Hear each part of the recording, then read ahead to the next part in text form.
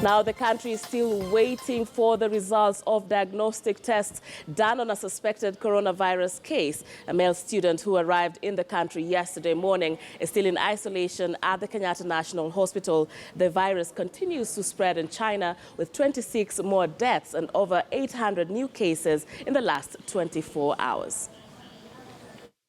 By tomorrow evening, we should be able to get feedback in terms of the actual status in as far as this particular case is concerned.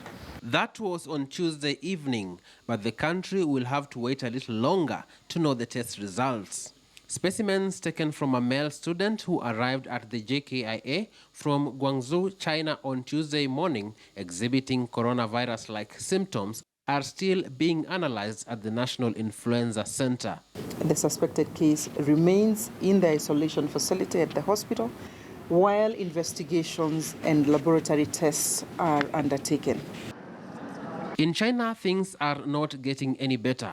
The death toll has now risen to 132 from 106 on Tuesday. Confirmed cases stand at 6,000.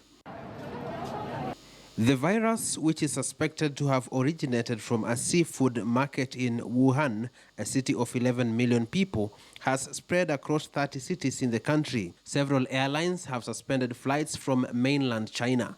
Some companies have asked workers to work from home. Major food and clothing outlets have closed. Transport restrictions remain in force. In Wuhan, what is a race against time in efforts to construct 2 hospitals with a 2,600 bed capacity to admit patients infected with the coronavirus.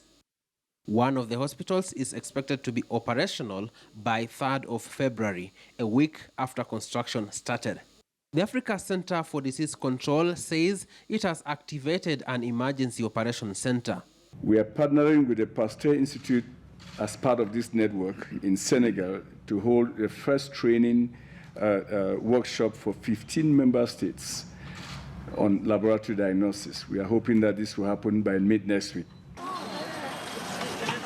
16 countries in the Asia-Pacific, North America and Europe, among them Singapore, Thailand, Hong Kong, Nepal, Sri Lanka, Australia, Germany, France, Canada, the US, Vietnam and Taiwan have confirmed cases of the virus, with Thailand reporting 14 cases, the highest number outside China.